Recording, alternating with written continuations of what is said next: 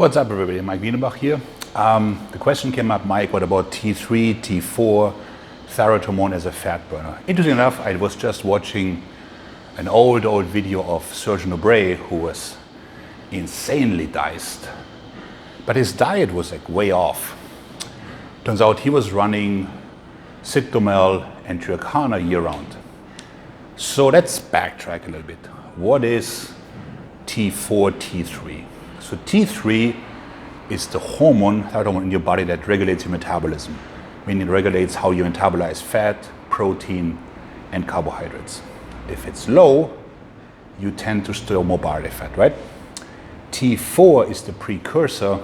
It's a bit oversimplified, but basically it's being used to make T3.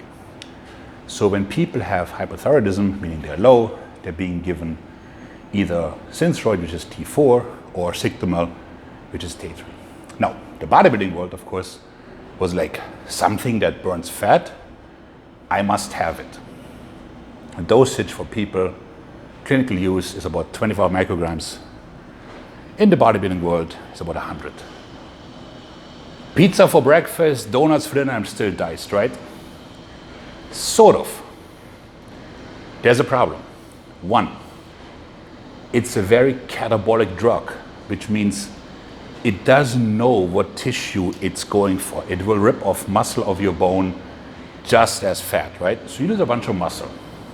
Now, of course, this can be offset with anabolic steroids, so to stay full, but that creates a dangerous cycle. Secondly, it's tough on the heart and the cardiovascular system. So this should only be used at the very end of a contest preparation cycle, like the last 3 to 4 weeks, and at the very most should be pushed up to 100 micrograms for maybe 10 days and off. However, it kind of fits our time of, I train like my grandma, I eat like shit, but I want to look better, henceforth I'm using more drugs. So by itself, it will just make you sort of skinny fat because it will eat up muscle as well. Honestly, I'd stay away from it. Like, it is an effective fat, but there's no doubt about it. It really works. But the issue is, like, you look at someone like Surgeon O'Bray, who died of old age and used a lot of drugs. But all that tells you is that some people, like, can you say genetics, just can do whatever and get away with it and live long and prosper. Whereas you and I do the same thing, and we end up losing a bunch of muscle, probably having heart issues and overeatability and what else. Whereas, like I said, Surgeon O'Bray rides off into the sunset and even has a beautiful wife.